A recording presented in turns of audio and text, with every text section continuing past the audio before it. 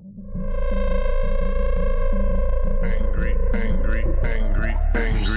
Aussie. G'day viewers, welcome to a particularly important edition of the Angry News. Because as I say in the titles, everyone else is lying to you.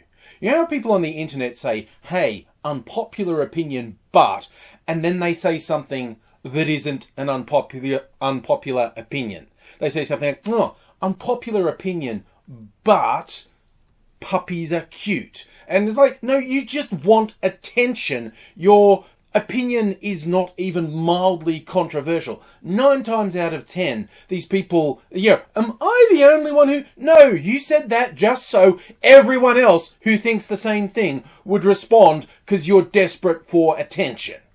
And I'm desperate for attention, so here is my genuinely unpopular opinion. The most likely thing with the death of Jeffrey Epstein is he died by his own hand. I know virtually everyone has gone wild. It's the conspiracy to end all conspiracies. People who should know better are saying it's literally impossible that he killed himself. The evil cabal got him. People who will never know better, I just think they haven't stopped jizzing in their pants because this, I'm not even joking. I think this, unless we get a really simple resolution and find out someone did have him murdered and they're found guilty, this could be the biggest conspiracy of the next 10, 20 years easily. People who in their formative years, people like, I think particularly people in their 20s and 30s seeing this will be telling stories about this their whole life.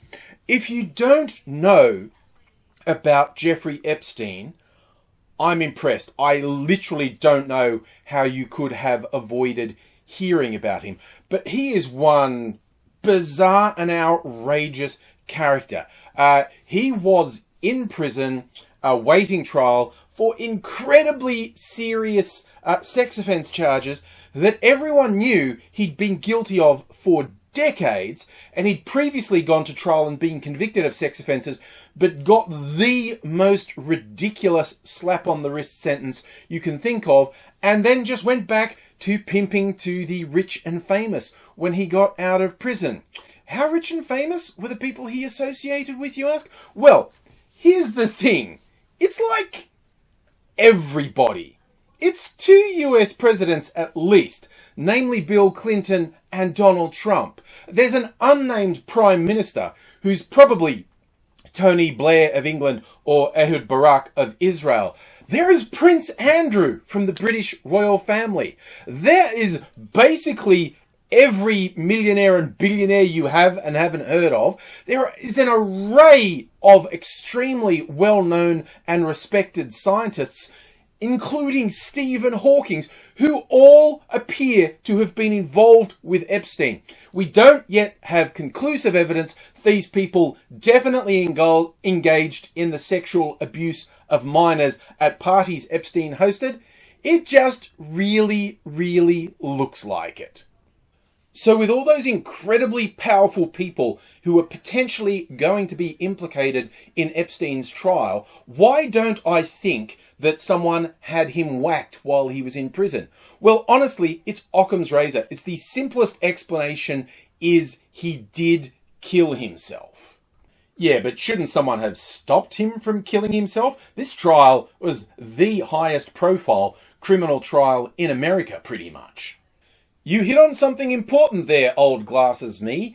Yes, indeed, someone should have stopped him from committing suicide. Well, there it is. That's the conspiracy. He couldn't have committed suicide without a conspiracy to create the situation where that was possible. You raise a good point, and there may well have been a criminal conspiracy involved in putting him in circumstances where he could commit suicide. But you are overlooking one thing. There is a wise old saying that says, never ascribe to malice that which can be adequately explained by stupidity and incompetence. If you actually talk to anyone who knows the American prison system, the American criminal justice system, it's woefully understaffed, it's woefully underfinanced, it's woefully mismanaged, it's just a colossal shit show. So you're okay if I say it was a conspiracy to put him in a situation where it was possible for him to kill himself and no one would intervene, which is what should have been the situation. Someone should have been there to stop him. He should have been under surveillance to stop him from killing himself. So you're happy with me saying it was a conspiracy to put him in that situation? You make a good point, and that is honestly reasonably likely. We literally only have two possibilities. He's dead because of the worst incompetence and mismanagement imaginable, or there was a criminal conspiracy to put him in a situation where he could end his own life. Neither of those are good. So you think it's impossible that someone actually had him whacked? Oh no, not impossible. Reasonably likely, as high as 25% chance that he was actively murdered. I don't think it's higher than that because it's too high risk that would then make the perpetrator look even worse. You know, unless you just really do believe in a shadowy global elite who to some extent do exist. But, you know, it's getting weird and paranoid when there is a much simpler explanation. It was the Clintons! Honestly, it's cute that people think the Clintons have that much power. If they really had that sort of near mystical power, Hillary would have been president. I mean, for God's sake. She even won the popular vote, yet somehow missed out. No, the Clintons just don't have that juice. If he was killed, there is a very long list of potential suspects.